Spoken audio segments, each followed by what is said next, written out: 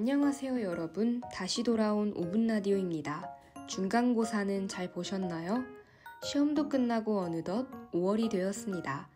그런데 요즘 날씨가 너무 변화무쌍하지 않나요?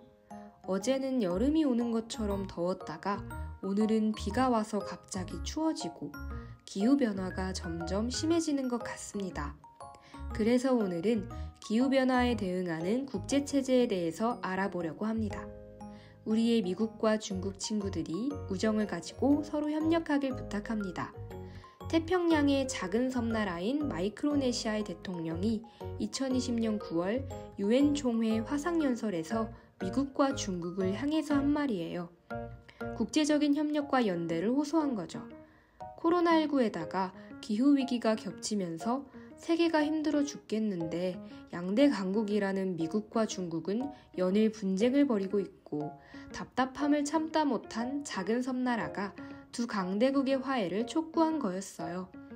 미국 과학자단체에 따르면 2018년 기준으로 세계에서 온실가스를 가장 많이 내뿜은 나라는 중국이었습니다. 10기가톤을 방출했다고 해요. 미국은 그 절반이 좀 넘는 5.4기가톤을 내보내서 2위였고요. 이어서 인도, 일본, 독일, 이란 순서였고 한국이 8위, 그리고 사우디아라비아와 인도네시아가 뒤를 이었습니다. 인간이 만든 기후변화의 피해를 줄이려면 인간이 행동 방식을 바꾸는 수밖에 없겠죠.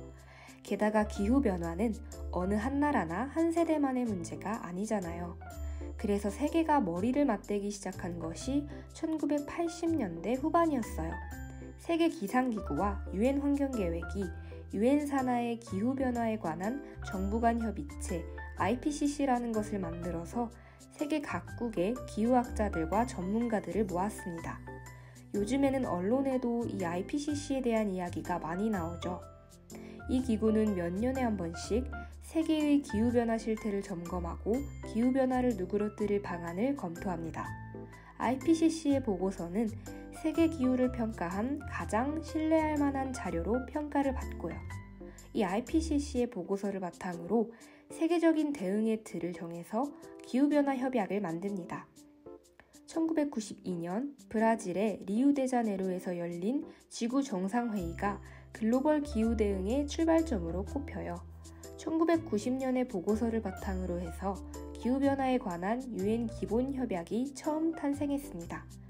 이때부터 이산화탄소 등 온실가스 배출을 제한하자는 약속과 정책이 시작이 됐습니다.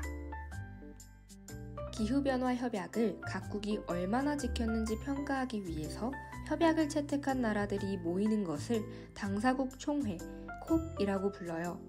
1997년 일본 교토에서 열린 3차 당사국 총회에서 2008년부터 2012년까지 발전된 나라들의 온실가스 배출량을 1990년보다 5% 줄인다. 이런 목표를 정한 교토의정서를 채택했습니다. 그런데 이것은 개발도상국들에게는 의무를 면제해줬어요. 또 온실가스 배출량 1위인 미국도 협약을 거부했죠. 그래서 실질적인 효과는 적었다라는 지적이 많았어요. 교토의정서의 효력은 2020년에 끝났고 그래서 그보다 5년 앞서서 2015년 프랑스 파리에서 새로운 기후변화 협약을 채택했습니다. 우리가 보통 파리 협약이라고 부르는 거예요. 여기서는 195개의 회원국들이 모두 온실가스를 감축하도록 했습니다. 산업화 이전과 비교해서 지구의 평균 기온이 1.5도 이상 올라가지 않게 하자는 것을 목표로 하고 있죠. 그러려면 탄소 배출량을 줄이거나 혹은 배출하는 만큼 상쇄할 수 있도록 나무를 더 심고 해야겠죠. 이렇게 플러스 마이너스를 합쳐서 탄소 배출량을 결과적으로 0이 되게 만드는 것을 탄소 중립이라고 불러요. 미국과 유럽연합, 일본, 한국 등은 2050년 탄소 중립을 목표로 이미 선언을 했습니다. 중국은 2060년을 약속했고요. 그렇지만 스웨덴의 환경운동가 그레타 툰베리나 환경단체들은 미래 세대를 위해서 기후변화를 줄이기에는 정부나 기업가들, 이 힘있는 이들의 노력이 여전히 너무 부족하다고 지적을 합니다. 또 하나의 문제는 형평성이에요. 피해를 일으키는 것은 주로 부자 나라들, 전기를 많이 쓰는 부유한 사람들인데 그 피해를 받는 것은 탄소를 별로 배출하지 않는 세계의 가난한 사람들이라는 거죠. 나무가 많고 생물종 다양성이 풍부한 지역들은 대개는 열대의 저개발국들입니다. 그래서 생태계를 지키고 있고 탄소 배출을 덜 하는 나라들한테 부자 나라들이 시혜가 아니라 배상 차원에서 돈을 내놔야 한다 이런 목소리가 요즘 많이 커지고 있습니다. 부자 나라들이 빚진 채무국이 아니라 부자 나라들이 입힌 피해를 입고 있으니까 그에 대한 보상과 환경보호에 따른 대가를 요구할 권리가 있는 채권국으로 봐야 한다는 거예요. 남미의 에콰도르라는 나라는 환경보존과 생태 건강에 미래를 걸고 있는 나라예요. 이 나라가 그런 움직임을 주도하고 있습니다. 에콰도르는 2021년 열린 26차 당사국 총회에서 갈라파고스의 해양보호구역을 늘리겠다고 선언했어요.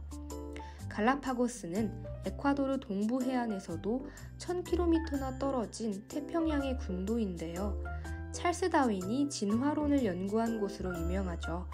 종 다양성의 보고이기도 하고요. 또 유네스코의 세계 자연유산입니다.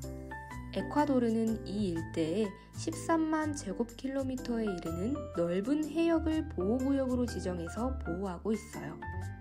그런데 이 나라 대통령은 2021년 당사국 총회에서 갈라파고스 보호구역을 6만 제곱킬로미터 더 늘리겠다고 발표했습니다.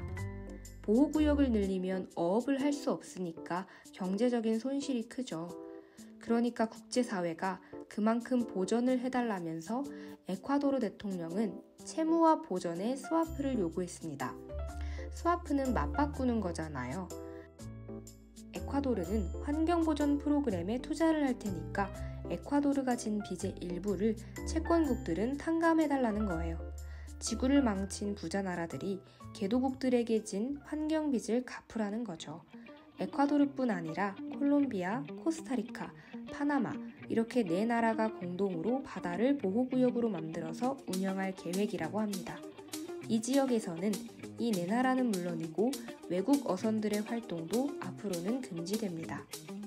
이런 조치가 실현이 되면 고래나 상어나 바다거북, 가오리 등의 중요한 이동 경로 가운데서 한 50만 제곱킬로미터 정도가 보호를 받게 된대요. 아무튼 반가운 소식이기는 한데 국제사회가 이 나라들의 요구에 얼마나 응해줄 것인가가 관건이겠죠. 수합이 이루어지기를 간절히 바라봅니다.